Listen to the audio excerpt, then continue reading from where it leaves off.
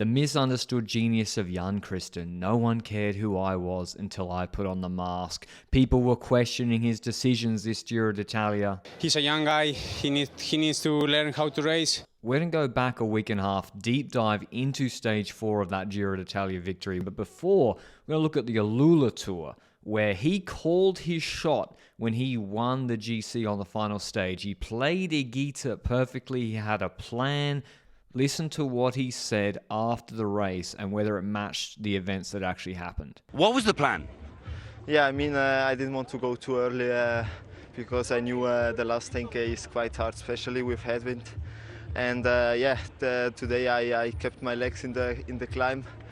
Just did a bit of a show attack in the top because I knew if some guys could pass me, they will, and they maybe blow up.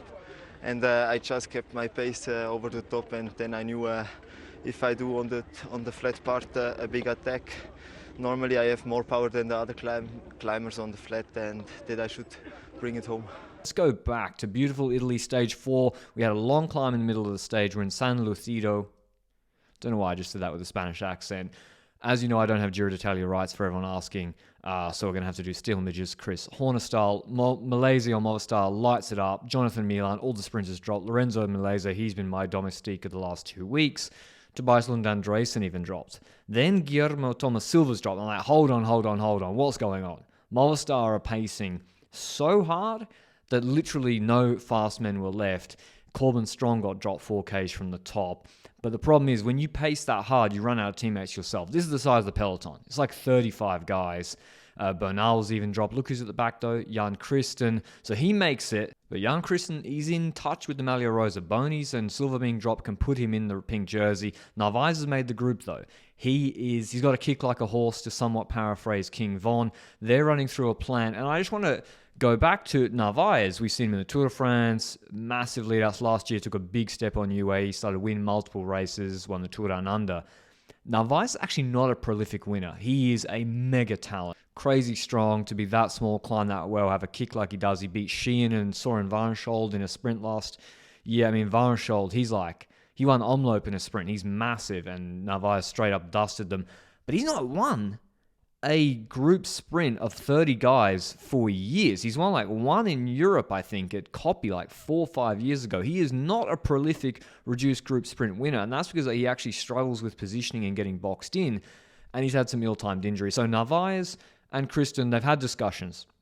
Movistar keep pacing way too much. I mean, Bernal, maybe they wanted to keep behind, but they spend too many guys. The sprinters are all never coming back. We get to the Red Bull kilometer, we see actually like Malaysia's gone. Jan Christen sprints, very, very strong sprint. So he's got something in the legs. He beats Pellizzari and Ciccone, so he's getting closer to the Maglia Rosa now. But look at Movistar. They got Rubio on the front.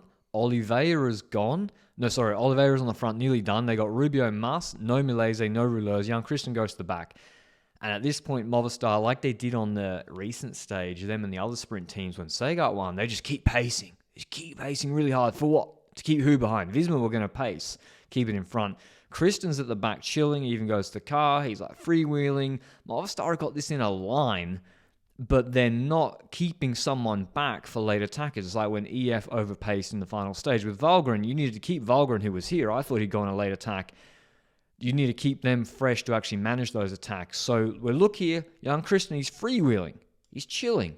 Everyone else got on a line. People start to move up. The jockeying for position begins. Where's Narvaez? He's not there. With 2.8 Ks to go, he's not there. Again, he was forward. He got shuffled back. He struggles to maintain front position even in sprints of this size.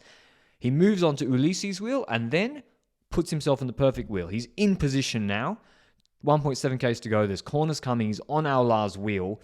But he's at risk of getting boxed. I mean, Valgren and EF can come from the back. Stork and Tudor wanted to shoot from the back. And so that being boxed in could happen. Look who finishes their pool. Oliveira's done the last rouleur for Movistar. Jan Christen launches at that exact moment.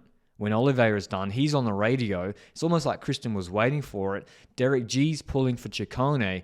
And we're going to get into it right now. Is this the right decision? Do you think this is the right decision when you look at who's chasing? Let me take you over to a conditional probability matrix on the left here, or in my Excel that I've got for you. So Jan Christen, always remember, basic cycling tactics, If you finish solo first, you win the race 100% of the time, unless you fall over when you post up. You win 100% of the time. Now, I've said Jan Christen's attack success probability was 25% here. We can debate that. We can take it down to 10%. We can move it up to 33%. We can move it up to 50%. I mean, I think 25% is appropriate given how strong he was and given the lack of, there's no rouleurs chase. Enrique Mas chasing him. That means on the flip side, Jan Christen gets caught, 75% chance that it's a sprint. I said Narvaez's sprint win probability is 60% if the attack fails. I think 60% because I think the attack actually helps Narvaez, which I'll get into in the footage in a second. That gives a UAE win probability from the action of 70%. That's pretty good, I would say. If Jan Christen doesn't attack, then there's a chance that someone else attacks and wins, like Volgren, if he attacked, or someone else, then your win probability is 0.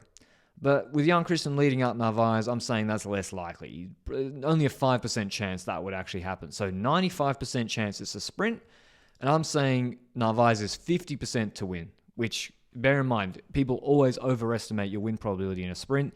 He's still got to beat Aular, who's not that much slower than him. He could get boxed in. There's Ciccone, etc. I know he wins by a big gap, but that gives a delta of 22%. So Jan Christen attacking, I think, increases UAE's win probability by 22%.